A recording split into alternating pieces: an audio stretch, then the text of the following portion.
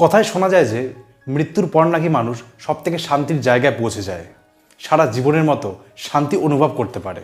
তাই এই কারণে আমাদের সমাজে এমন অনেক মানুষ আছে যারা জীবনের সাথে লড়াই করতে করতে শেষ পর্যন্ত আত্মহত্যার পথ বেছে নেয়, যাতে তার পরবর্তীতে নিশ্চিন্তে থাকতে পারে। কিন্তু আমাদের সমাজে মানুষ রূপের এমন কিছু পিশাচ আছে যাদের জন্য কিন্তু মানুষ মৃত্যুর পরেও সুস্থভাবে থাকতে পারে না। আর এটা শুধুমাত্র আমি নারীদের সাথে ঘটে যাওয়া ঘটনার কথাই উল্লেখ করে কিন্তু বলছি। আমাদের সমাজে নারীরা বেঁচে থাকাকালীনও তারা সুস্থভাবে থাকতে পারে না, এমনকি মৃত্যুর পরেও তাদের শান্তি নেই। হ্যাঁ বন্ধুরা, আজকে এমনই এক মানুষের কথা তোমাদের সামনে তুলে ধরবো যে কিনা মৃত্যুর পর নারীদেরকে কবর থেকে বের করে তাদের সঙ্গে শারীরিক সম্পর্ক ঘটাতো এবং এইরকমভাবে সে 48টার উপরে নারীদের সাথে শারীরিক সম্পর্ক ঘটিয়েছে। আবার তার কাজ হয়ে যাওয়ার পরে কবরটা বন্ধ করে দিত। कबर खोदते थे, स्लेब हटाते थे पीछे वाले पाँव की जगह में।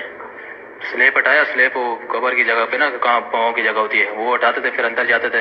पहले वो जाता था अंदर, उसके बाद फिर मैं जाता था। तो फिर गलत काम करते थे, कबर में अंदर मुड़ देते थे। लड़की होती थी। তো এই ছেলেটি কে ছিল, কোথায় বা তার বাড়ি ছিল, কোথার থেকে সে এসেছিল, সে কোথায় কি কাজ করত, এই সমস্ত কিছু এই ভিডিওর মধ্যে তুলে ধরা হবে। তো এই সম্পূর্ণ ঘটনাটা জানতে ভিডিওতে প্রথম থেকে শেষ অবধি চোখ রাখুন। So hello everyone, this is Arindam আর আপনারা দেখছেন RGM ক্রাইম, যেখানে শুধুমাত্র সমাজে ঘটে যাওয়া যে কোনো সত্য ঘটনাকে কিন্তু তুলে ধরা হয়। মোহাম্মদ রিয়াজ, বয়স মাত্র 27।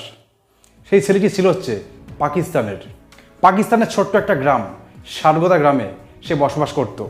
কিন্তু কাজের উদ্দেশ্যে সেই ছেলেটি আসে হলো পাকিস্তানের করাচিতে। তো রিয়াজ করাচিতে কাজ খুঁজতে খুঁজতে শেষ পর্যন্ত কবরস্থানে একটা কাজের জোগাড় করে।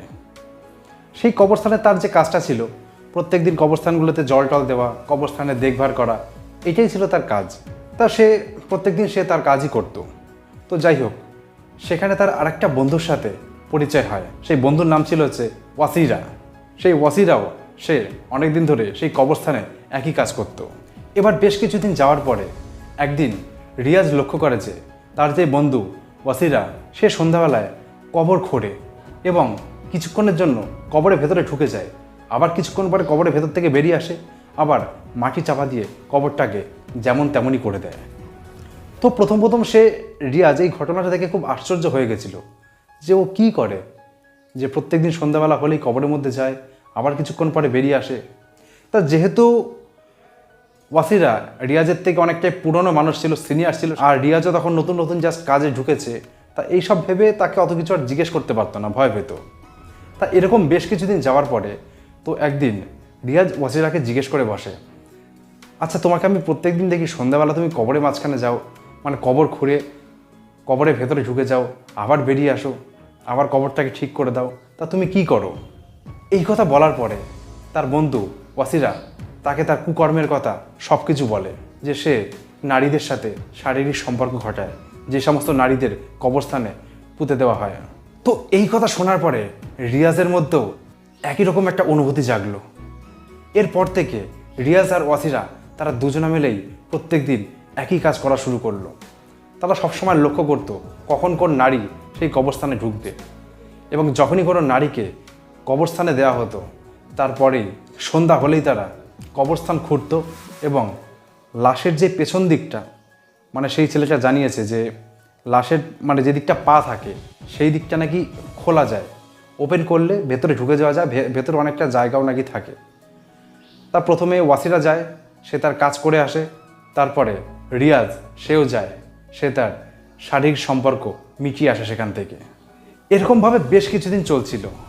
এরপরে একটা সময় আসে কি, তার যেই বন্ধু ওয়াসিরা সে মারা যায়, কারণ ঘটনাচক্রে শোনা গেছে যে এই ছেলেটি সবসময় নেশা ভান করতো। তো যাই হোক, শারীরিক অসুস্থতার কারণে সে মারা যায়। কিন্তু তার বন্ধু ওয়াসিরা মারা যাওয়ার পরেও কিন্তু রিয়াজ সেই কাজটাকে বন্ধ করেনি, সেই কাজটা কন্টিনিউভাবে একই রকমভাবে চালিয়ে গেছে। তো এমনই ঘটনা প্রত্যেকদিন চলতে চলতে একটা দিন রিয়াজের সাথে একটা খুব বাজে ঘটনা ঘটে যায়। রিয়াজ সেই একই রকমভাবে একটা নারীর কবর খোঁড়ে, কবরের মধ্যে ঢোকে, কিন্তু কবরের মধ্যে ঢুকে দেখে যে সেই নারীর চোখ দুটো খোলা এবং সেই নারীর চোখ দিয়ে একটা জ্যোতি, একটা শাইন মতো বেরোচ্ছে। আচ্ছা आखिरी आखिरी दफा जब कब्र में घुसे, जब पकड़े जाने से पहले, तो क्या हुआ अंदर? आखिरी दफा ऐसा हुआ जब मैं गया था तो अंदर से वो कब्र कैसे ही खोदा अंदर गया कार्रवाई करने, उसका हल्का सा चेहरा खुला हुआ था, दांत हल्के नजर आए और आंखों से रोशनी जैसे आई और मेरे को बाहर झटका मिला और बाहर जैसे मैं निकला। तौबा माफ़ी मांगा मैंने, बोला अंदर के बाद ना मैं ये नहीं करूँगा। তো এই দৃশ্যটা দেখে সে প্রচণ্ড ভয়ে সেখান থেকে বেরিয়ে আসে।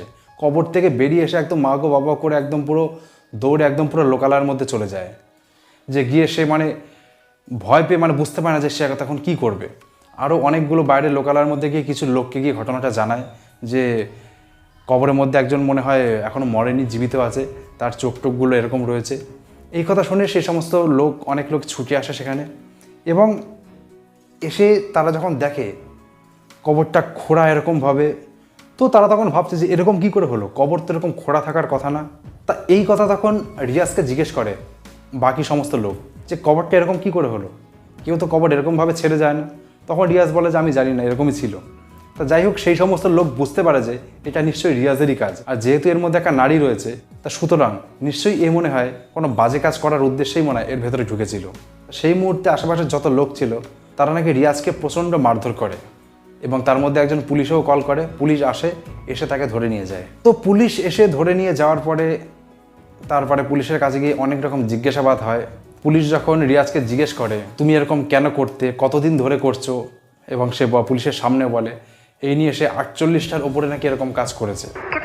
कितने मुर्दों के साथ ये कर चुके हो? ये 48 साल हो गए। 48 खवातीन? हाँ, खवातीन के साथ 48। তা পুলিশ তারা তো একদম পুরো শক হয়ে যায় ঘটনাটা শুনে। একজন লেডি তাকে জিজ্ঞাসা করে তোমার বাড়িতে কি কোনো বোন টোন আছে? তো রিয়াজ বলে হ্যাঁ আছে। তো তখন তিনি জিজ্ঞেস করে আচ্ছা তোমার বোনের সাথে যদি এরকমটা যদি হতো তাহলে তখন তুমি কী করতে? তখন রিয়াজ বলছে তখন তো তাকে মেরে ফেলা দরকার।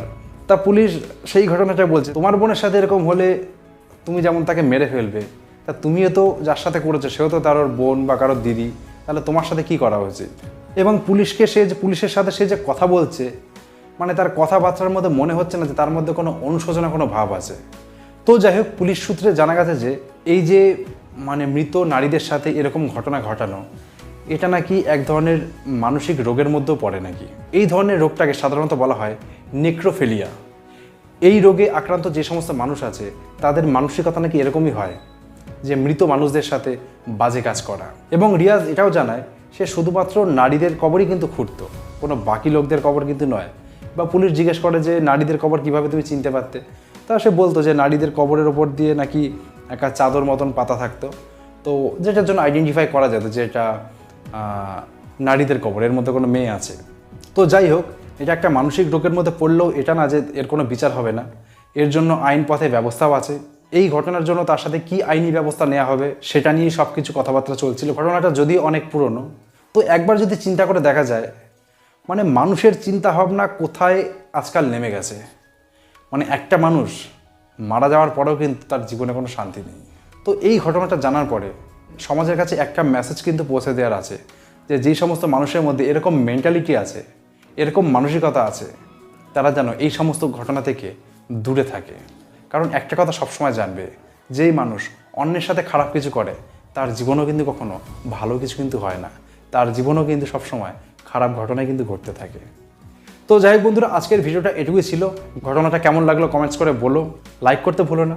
আর যদি এরকমই নতুন নতুন ভিডিও দেখতে তুমি ইন্টারেস্ট হও তাহলে চ্যানেলটাকে সাবস্ক্রাইব করে চ্যানেলের সাথে যুক্ত থেকো। ঘটনাটি আজকের মতো এখানেই শেষ করছি। সবাই ভালো থাকবেন, সুস্থ থাকবেন, ধন্যবাদ।